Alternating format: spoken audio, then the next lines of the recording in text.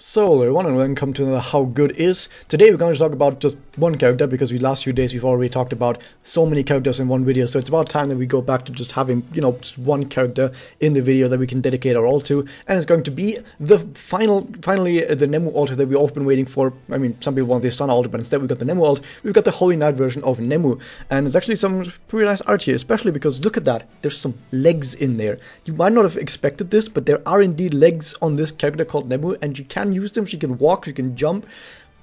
If you're up to date with the story, that might be a little bit weird to you, but yeah, there's legs on that character, amazing.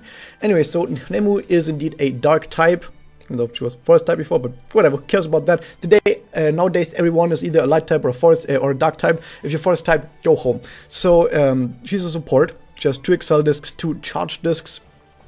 So what can we tell about her? Well, she's probably going to try and get to Magia. Her stats might not be the greatest, and that's because that's usually what we see from other characters that are also having a similar disc set, that are also having a similar type, and we can see that indeed that is kind of the thing, that the stats aren't that great, attack is only so and so, defense is only so and so, but at least the HP is actually kind of pretty good.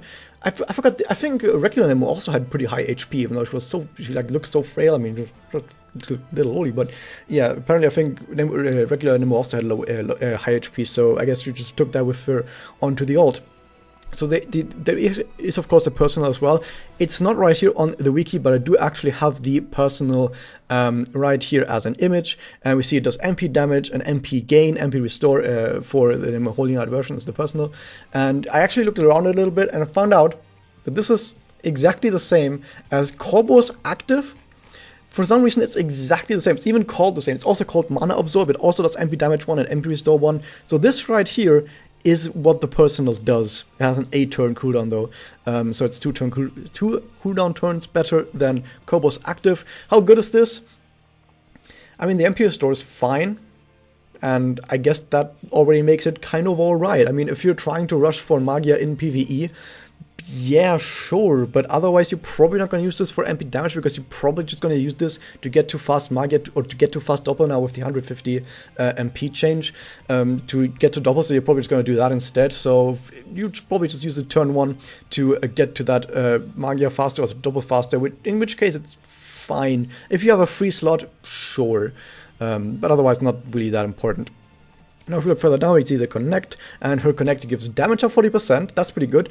Dark attribute attack up, and we can already see something that we've seen with Tsuruphili as well, is that we're probably now in the future as well going to get more characters that actually play together with other elements, specifically usually their own element, I would guess, and in this case it's dark attribute up, so I guess that's why she switched to dark, so that she could now buff other dark characters.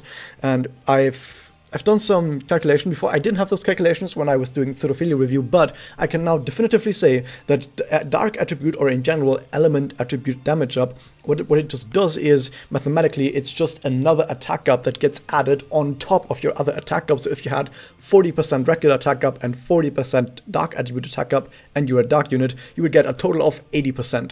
The important part of that is that, of course, attack up itself caps at 100%, and currently, it's actually really easy to get to attack cap, and at that point you just can't get more attack, but dark attribute, or element attribute in general, has its own cap, meaning you can get 100% attack and 100% element attribute attack for a total of plus 200% attack up, instead of just plus 100%, which effectively, if you had the exact same buffs, but additionally to all your buffs that you had normally, and on top of that, put 100% dark attribute attack up on a dark character, that would be a total damage gain of about 50%. That's pretty darn good. So overall, I'd say this is kind of the future now.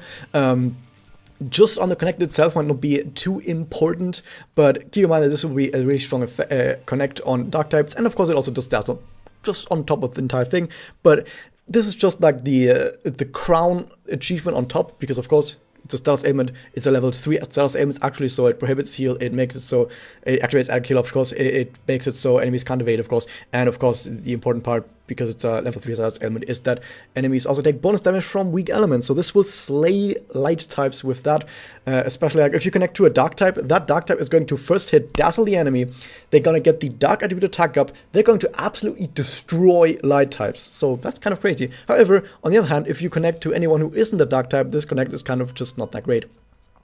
What about from Magia though? It damages all enemies. It gives a damage down and attack down as well, which is probably a bit too defensive from what I would have liked. I would have probably liked a bit less defensive.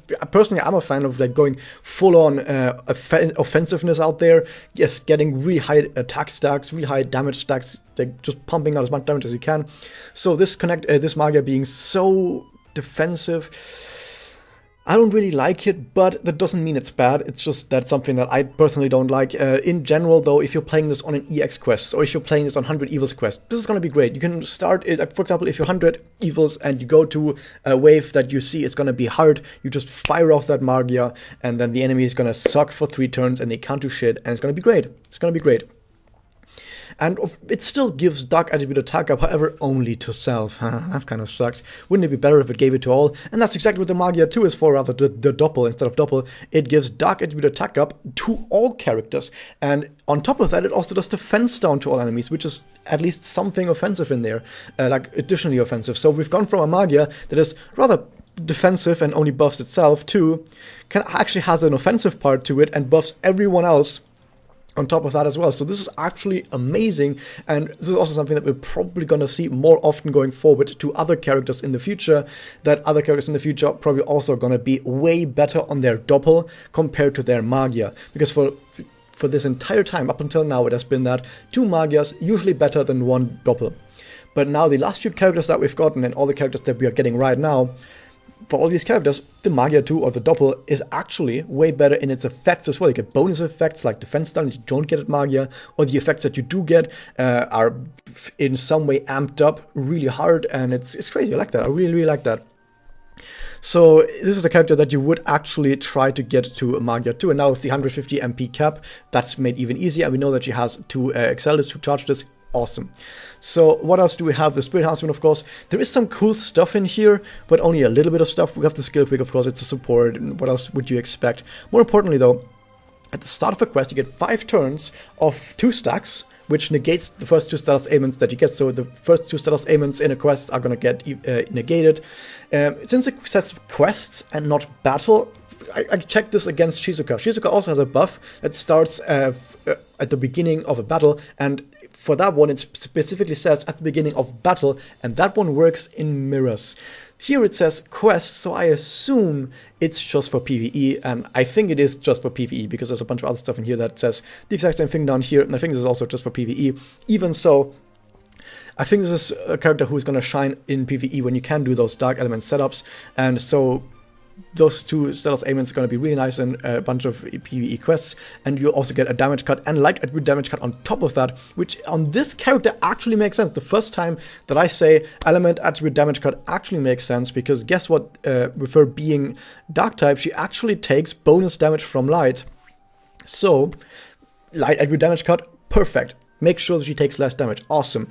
Only for 5 turns, and some 100 Evils quests might take a bit longer than that, but yeah, whatever. It's still a nice bonus. And even better against light, if you get attacked by light, you get 15 bonus MP. It says 15%, but just 15 bonus MP. Hot diggity damn. That's pretty darn amazing. So that's pretty awesome. And the active is like the one thing that actually makes it pretty good in PvP as well. Remove buffs and remove counter effects. Of course, this is pretty great in PvE as well on bosses that buff themselves with like damage cut or crit or evade or some other bullshit, and you can just remove grounded effects. Grounded effects are yellow icons, you can remove those, and buffs, which are red icons, you can remove those as well. Keep in mind though, this only works on effects that have been actively cast in battle. Like, it doesn't remove passives, like it doesn't remove Memoria effect. Like, for example, Friends gives, of course, 25% chance to crit. Was it 20%? It gives a chance to crit. That's a passive. You can't remove that. But if, like for example, an enemy buffed themselves with evade during their turn, you could remove that. That's something you could do. More importantly though, it removes provoke, and suddenly Sudachi is not looking too great anymore. It also removes endure, and suddenly Sudachi and Nagisa aren't looking too great anymore. Yay.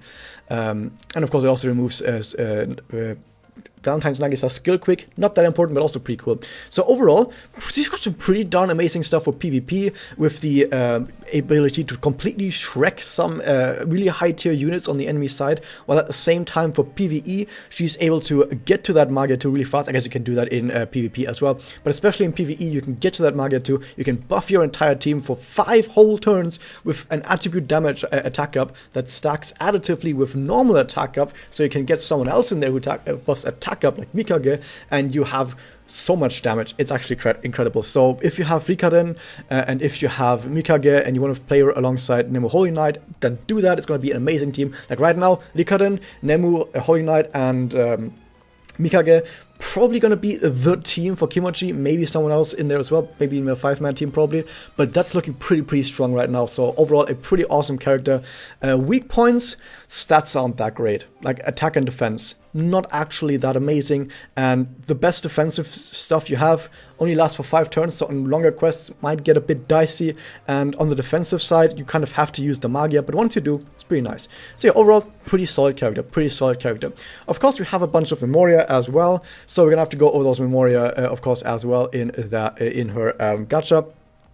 And we see that we have the passive, which is actually pretty good. I did not expect the attack up to be this high, but you have 25% attack up, 15% excel MP gain up, absolute automatic include on any Axel character that you play offensively on your team. You could use this on Decadent, for example. Decadent also has in their own gacha, Waiting for the Moment, I think is the Memoria called, which is very similar Memoria to this one, and you would probably use that one together with this right here, the Thrust Adept from Starry Night, where Nemu is writing a letter to someone, probably Ui.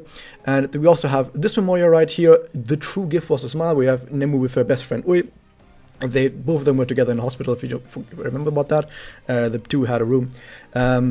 Which does attack down to one enemy 65% for 1 turn, and dazzle for 1 turn, which if you want to screw over one guy really hard, can be really awesome. But more specifically, because this applies a level 3 status ailment, this is actually something you can worry about, even if it's just I guess if it's not MLB, it's only 65% chance, but still, this is something that you could potentially use against Kimochi to give a Kimochi a status ailment and make that Kimochi take a crap ton of more damage. Really good for that. So if you're rolling for Holy Nemu anyway, I'm just going to call it Holy Nemu, then this is a really awesome thing to keep around. So yeah, pretty good on that. Other than like doing bonus damage to Kimochi or big bosses, probably not that important.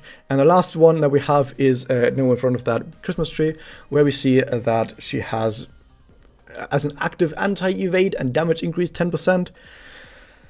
Not that important at all. This is one of those filler ones. It's not really that important. So yeah, Holy Nemu, pretty good. They're a pretty good character. So yeah, if you want, you can pick them up. They are a really good unit. Wait, why am I saying they? Why am I saying they? It's just Nemu, right?